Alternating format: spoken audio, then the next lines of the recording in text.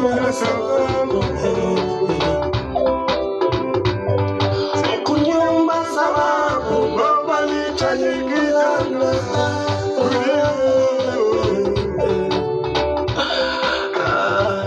na maisha zako. Umenipa sauti ya kuimba na sifa zako. Mimi ni mwana wako, nitume kwa kazi yako, sitachelewa kwako.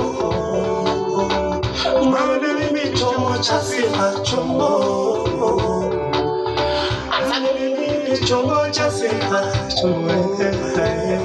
Mimi ni chombo cha sifa. Watumishi sisi ni chombo cha sifa.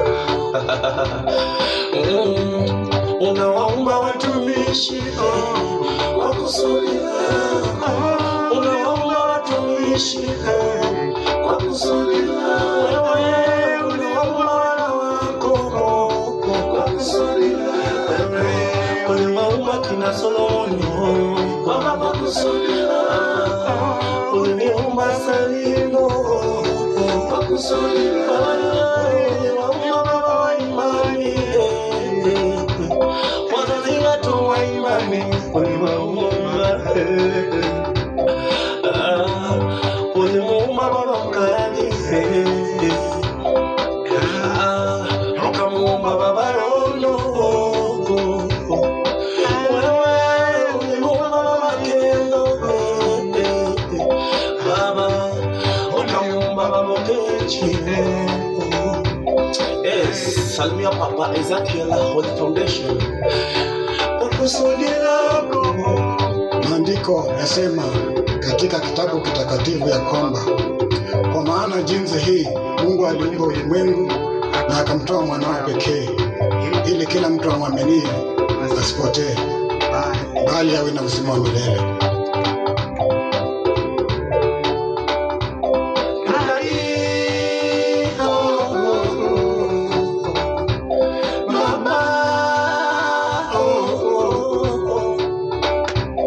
Wengine wanadhani kumfuata Bwana Yesu ni ujinga sana. Wengine wanadhani kumfuata Bwana Yesu ni hasara kuu, lakini hakujua kuomba kwa kusudi lako. Lakini hakujua kuomba kwa kusudi lako.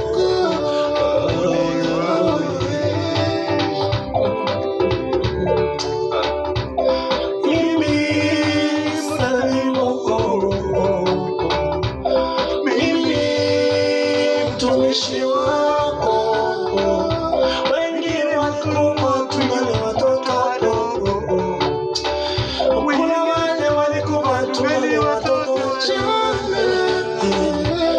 Nililinda kwa sababu kwa kusudi, mambo nililinda sababu ya kuwa na kusudi, maana nalewa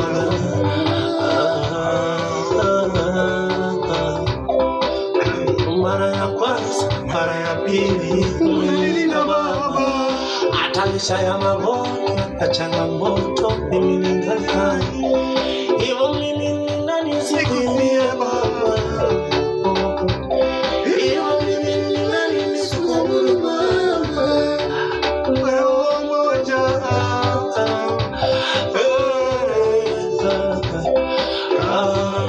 Unaomba watumishi kwa kusudi lako. Unaomba watumishi kwa kusudi lako. Uliwaumba Yeremia kwa kusudi lako. Uliwaumba kina Esther kwa kusudi lako. Ukamuumba kina Elia kwa kusudi lako. Ukamuumba kina na hivyo ukamweka Bwana Yesu rafiki, ukamweka Bwana Yesu kwa kusudi lako. Yes, salimia watumishi wa Kapsabet. Mungu akamwambia Yeremia ya kwamba hata kabla hujazaliwa nilikuandaa kuwa nabii wa mataifa. Amen. So wapendwa, Mungu mwenyewe alikuwa na kusudi ya kutumba ni kwa ajili ya mapenzi yake, sio kwamba alikuwa na mpango zingine.